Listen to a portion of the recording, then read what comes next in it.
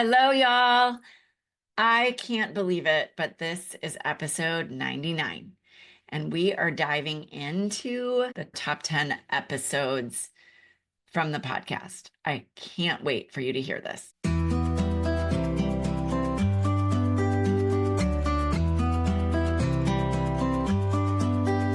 Hi, friends, and welcome to the Heartful Parent Podcast. I'm your host, Christy Keating.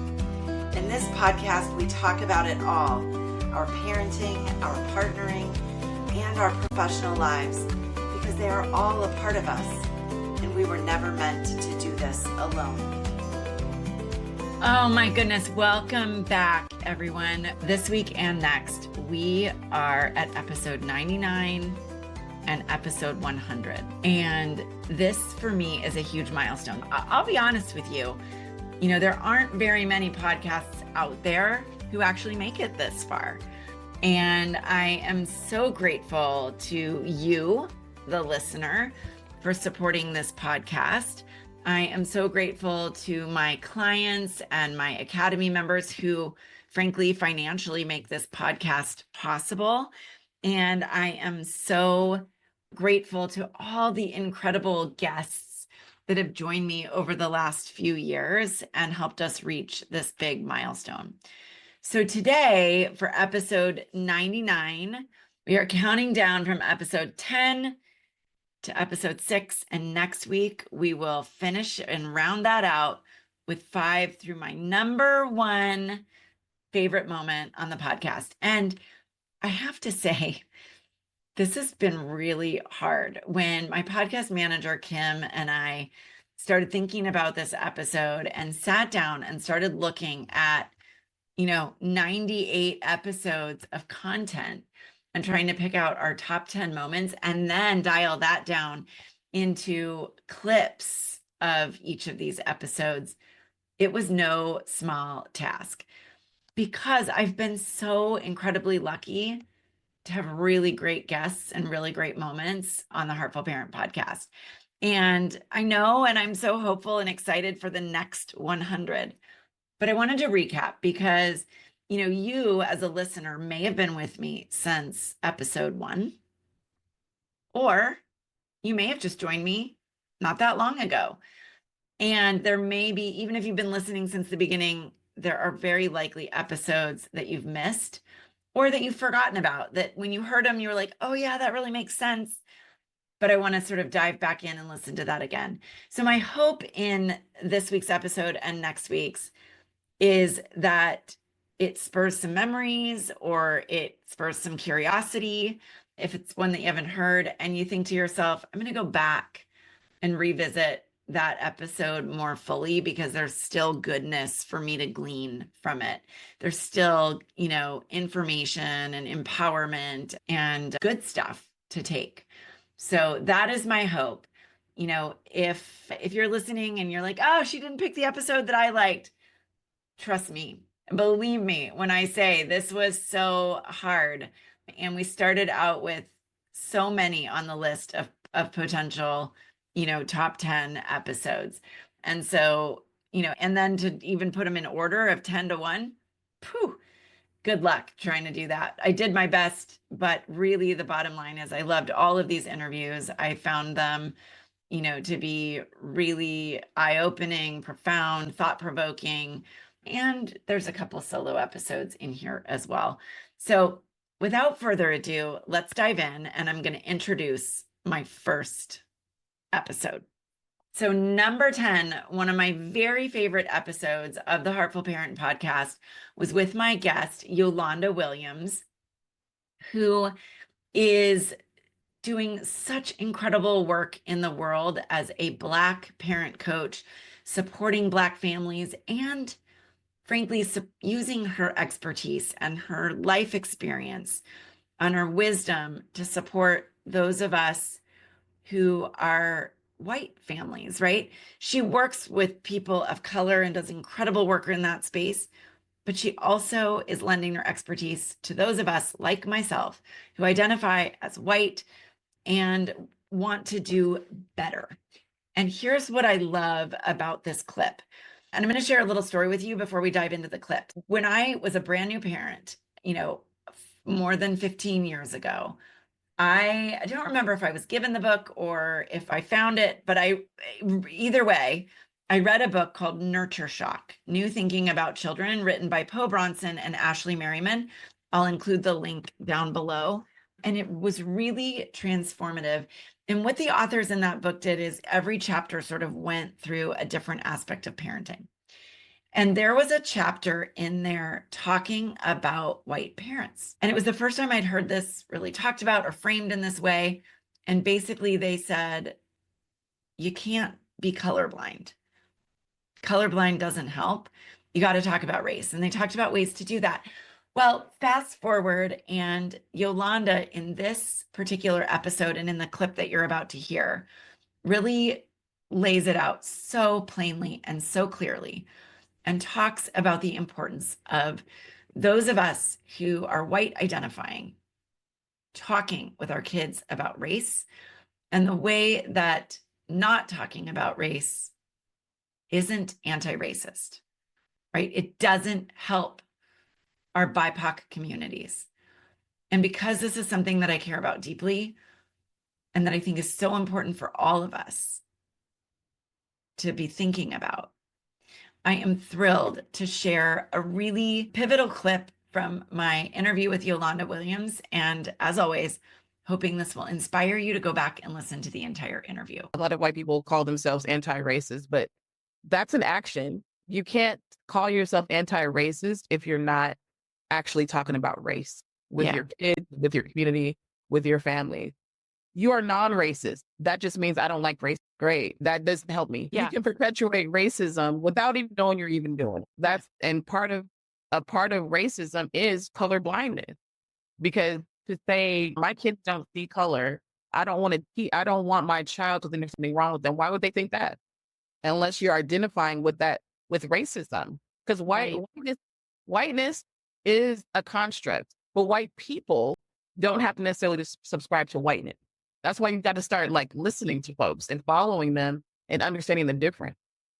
Yeah. I love the way that you said that if we are encouraging our children to not see color, to not see race, what we are inherently saying in that is that there's something wrong with it, right? Which when you say it like that, it makes so much sense. But I think a lot of people who are of the my kids we don't see color, right? Are of the mindset that that's the thing that makes them not racist. When in fact, it's racist. It's the opposite. Yeah, it's racist. Because let's say your child is out with the black child, they're just playing and they're running around the neighborhood and they, the ball goes over into a neighbor's thing and the black kid, your son is like, oh, go get it or go over to the neighbors and just grab it. I know them. Get this child in danger, right? So your children have to understand the lens, and you don't have to. I start by just saying, especially young children, it's so easy young children just notice differences because that's really all they in the beginning. And they say babies notice race, but what they're really noticing is differences. It might not look like them. All right. Clip number 9, top episode number 9. This one is a good one, and this is with Paul Renfro. Some of you may remember this episode because it really was a two-parter. I did a solo episode on why stranger danger should not be a phrase that we use, and then I interviewed Paul Renfro, who actually wrote a book called Stranger Danger, and I should say Professor Dr. Paul Renfro, because he really wrote a book about how this whole idea of stranger danger developed in our culture and how we landed in this place where this is such a prominent fear for many parents, but is so dramatically out of pace with the reality, right? The amount of space that this takes up in parents' brains is really disproportionate to what the risk actually is. And so in this episode, Dr. Renfro and I dive into that and we talk about, sort of the development of the stranger danger and the many different nuances and many different issues with that. And I so appreciate the way that he talks about this and the terms in which he couches this. And I think it's such an important episode to revisit because, parents are afraid that their child will be kidnapped by a stranger. But the reality is, the statistic shows that if for some strange reason you wanted your child to be kidnapped by a stranger, you would have to leave them outside unattended for no fewer than 750,000 years for that to be statistically likely. And that's a statistic that is reported by Warwick Cairns in the book, How to Live Dangerously, and is reiterated in various statistics that have been shared from the U.S. Department of Justice crime statistics, the work of Lenore Skenazy at the Let Grow Foundation, and of course, Dr. Paul Renfro. And so when we think about it in those terms, and then we look at the way that Dr. Renfro describes the evolution of the concept of stranger danger, it is so eye-opening. And I find also really calming. So I'm so excited for you to listen, or as the case may be, to re-listen to this important clip from Dr. Renfro. You also mentioned cars, and it's funny because when my younger daughter goes out to ride her bike, I'm not talking about strangers with her. I'm talking about, you need to look out for cars, right? Like, look out for who's backing out of their driveway, pay attention to that sort of thing. And I'm not looking to supplant one fear with another here for parents. Right. But it is interesting that these bigger things, guns, cars, that really can be quite dangerous to children, are not at the forefront of parents' imaginations, right? We're worrying about something that the odds are so infinitesimal when it comes to the number of kids in the country, as to really be a non-issue. Part of that's understandable because these narratives are so tragic, and these cases really remain in people's minds. Everyone knows these cases and the names of many of these children who have been abducted and exploited and slain, right? But I think it was Lenore Skenazy who made the point that that actually is clear evidence of the fact that these are exceptional cases, because the names of these people, right? You have only a handful that you can kind of remember, right? And they have this sort of outsized impact on how we understand the dangers that face young people in the United States. So, part of it's understandable, but at the same time, there are these quotidian threats, right? For really all families. Yeah, we have cars, we have gun violence, right? The latter of which is very much, I think, despite what people may think, very much associated with violence within the home. And so that, again, is not an excuse maybe to sort of divert or reconfigure the stranger danger threat. It's not the stranger wielding a gun who is threatening the child, despite the fact that obviously there are these very well-known cases of school shootings and mass shootings in which children are often victimized. It's domestic violence that kind of leads to those sorts of tragedies in the main, right? And you can include suicides in that as well. It's guns, it's cars, which affect people across class strata. I think working class people, poor people are disproportionately affected by that as well, given the built environment in those spaces is less conducive to pedestrian traffic, to cycling. So yeah, poor working class folks, Black and brown folks, are disproportionately affected by that. And I think even more kind of invisible when it comes to threats are many of the ones I mentioned a little earlier: hunger, poverty, educational inequality, which are rampant in our society, but do not generate the sort of interest or news media attention or political attention that these exceptional, sensational cases or incidents do. Yeah. I mean, I remember growing up, and you talk about this in the book, so I was born in the early 70s, child of the 80s. And I remember the sensationalism around many of these cases, although as a child, I didn't have the context for that or understanding that was a sensational thing. But seeing, the milk cartons with the pictures of missing kids on them, and then learning as an adult, both as a prosecutor and in the work that I do now, that really the overwhelming majority of those kids, overwhelming majority of those kids are kidnapped by family members, right? In custodial disputes or, or are runaways. Right. And not that those cases are not tragic or scary or awful for the kids and parents involved, but it's a really that's a really far cry from, this creepy guy in the white van snatching your child off the street. Yeah. Absolutely. All right, this next clip is one that immediately came to my mind when I was thinking about top 10 episodes from the podcast. And it is with the incomparable Laura Danger. And in this, we talk about the idea that in so many ways, men have been taught or relegated to the idea that the idea of being a dad is being physically present. And as you'll hear in this clip, there's something I saw on Laura's Instagram that kind of got me riled up and fired up and upset and, all hot and, angry, frankly, because it's just so antithetical to everything that I believe and preach and teach and all of those things. And I think Laura really articulates so beautifully in this clip why that, that video that I saw on her Instagram was so upsetting, and how we can do better, and how men can do better, and how it's good for everybody. I love this. There was another video on your Instagram that I saw of this man, and he was there with his wife, and it looked like they were being interviewed on a podcast or of some sort.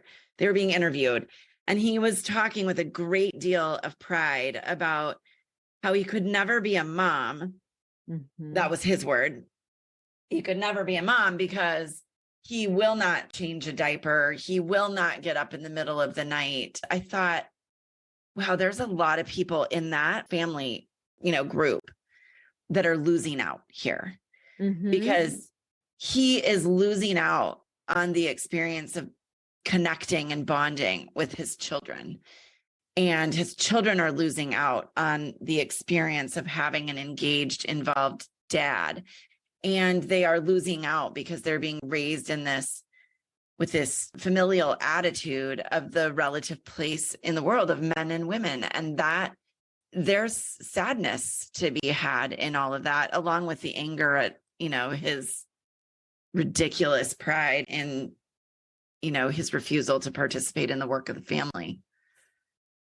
Yeah, you make such a good point. We teach men that fathering is like being physically present, and sometimes not even that. It's bringing home a paycheck, being physically available if there's a break-in, smashing spiders, things like that.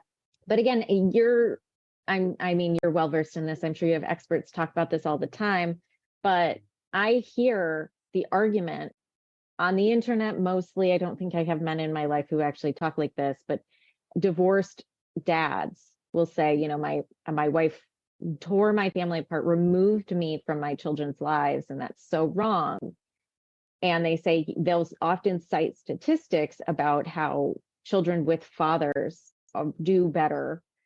But I was looking into that, and what's really interesting is there's data that shows that having a secure and emotionally available adult is an indicator of, it lowers risk of being a victim of violence, sexual promiscuity, and high risk sexual behaviors, things like that.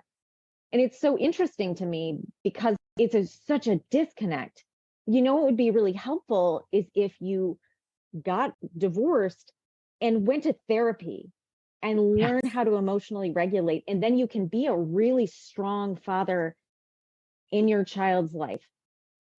Just being a guy who is around doesn't, that's not good for you. That doesn't solve your loneliness. That doesn't actually create loving bonds. That's not great. But it's the security, the safety, the active listening. Those are the things. And being able to say sorry, teaching your kids that you can say sorry. Yes. It's very interesting to me. All right, on to number 7. This is another one that I just knew needed to be in the top 10. because I love this conversation so much. And this is a conversation with Megan Whiteside, who is a fellow attorney, lives on the East Coast, does really incredible work professionally, and is also raising 4 young kids.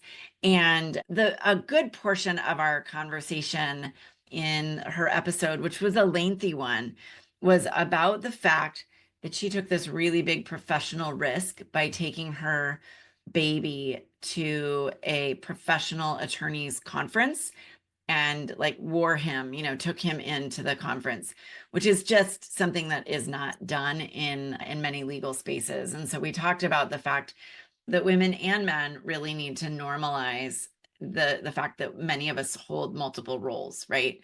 Parenting, professionals, sometimes we're taking care of elderly parents, right? We are not just robots at our job. But in the clip that I'm about to share with you, Megan dives into some of the tools that she has used to help her get through those difficult moments where because she is juggling so much. She's the owner of her own law practice, 4 kids, a husband, right? Lots of things that she's trying to manage. And then our kids are real people with real feelings. And how do we address that? And Megan talks about the power of mindfulness and of understanding our vision and our values, and which I just love so much because this is all stuff that I talk about with my private coaching clients and in the Heartful Parent Academy. And Megan and I just are so on the same page here. She has just a brilliant way of explaining this, and the wisdom is just so heartful and so lovely. So number 7. If you would have asked me 5 years ago if I ever would have done life coaching, I would have said, that is so weird. I don't even know what you're talking about. That's too woo for me. Right. But when you're desperate, like I was like, okay, I got to do something. Like, this woman seems amazing. I'm going to try her program. And there were just 4 of us to start who were participants in her program.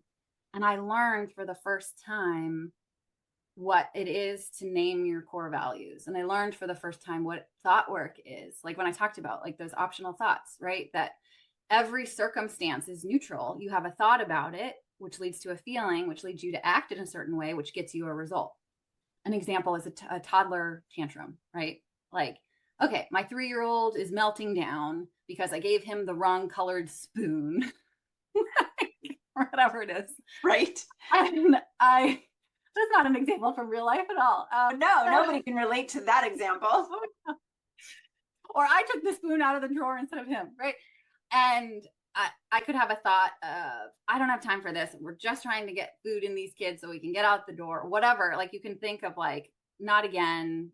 All of those are optional thoughts, right? Which leads to a feeling of frustration. It leads to, right, just like closing off, not being like open to solutions. And so, why is this happening again? I don't have time for this. Leads to frustration or anger, which leads me to maybe snap at my toddler or raise my voice or snatch the spoon away and just say, fine, you don't get a spoon, which leads to a worse tantrum. That result is worse, which right. leads to a longer delay, which leads to, that's not a result I want.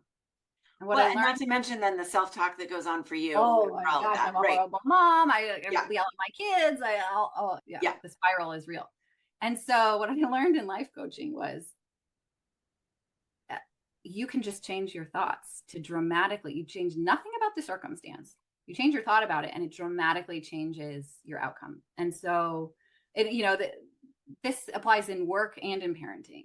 It applies to when I'm in the middle of trial and something goes awry, or when I am, whatever it is, oh my gosh, at a PTO meeting and the mean moms are conspiring against me, whatever it is, like, it happens. And so what I learned is that you could say, that I gave the wrong color, meltdown, wrong colored spoon.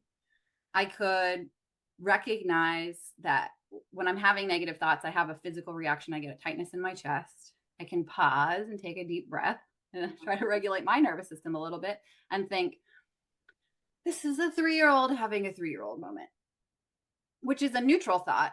Not that I'm saying it's good. Not that I'm saying everything's going to be okay. Because some people think like toxic positivity. Oh, like you just have positive thoughts. No, sometimes I just try to have a neutral thought. Yeah. This is a 3-year-old having a 3-year-old moment. And that gives me a feeling of calm, control really, because like I can control me. I can't control a 3-year-old having a 3-year-old moment, like the calm that comes and those feelings will lead to my actions of probably just pausing a minute and not saying anything, because there's nothing you can say with the toddler melting down over the green spoon over the orange spoon, which sometimes they pick up on your breathing instead of their own after a few minutes. And I could say, well, I could give you an orange spoon also. Would you like to have 2 spoons? And it sort of shocks them and they go, yes. And then you're off to the races. Right. And so I realized it was amazing to start practicing thought work, which is really the mindfulness that I subscribe to, right?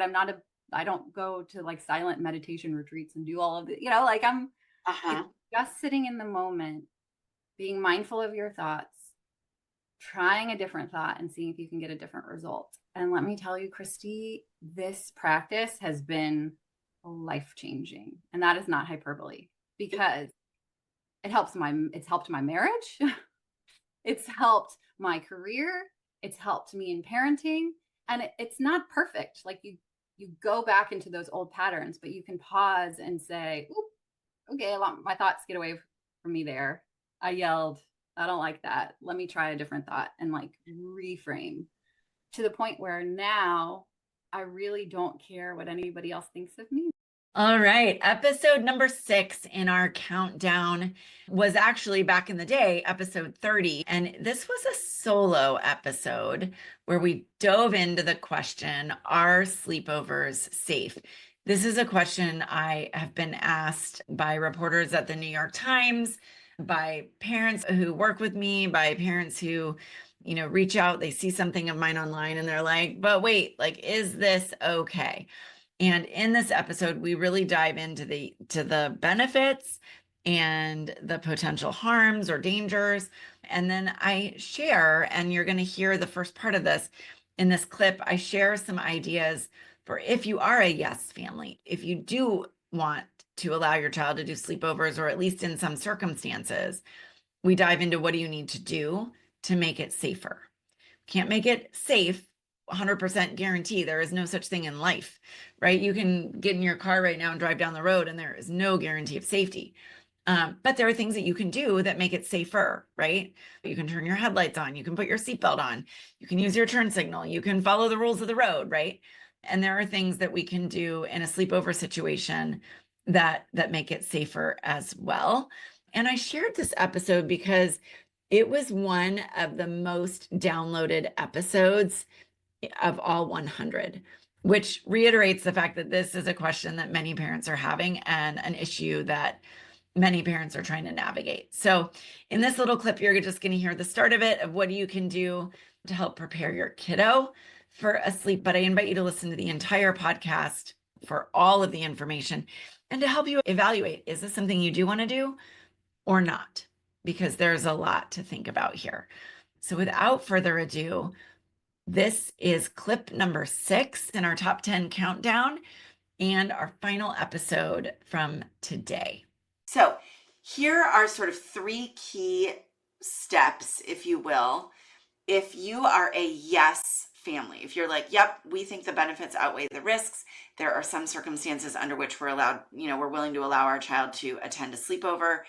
There are really 3 key things that you need to do. The first one is to prepare your child. The second one is to have in-depth conversations with the other family. And the third is to know what to do after you pick your child up from the sleepover.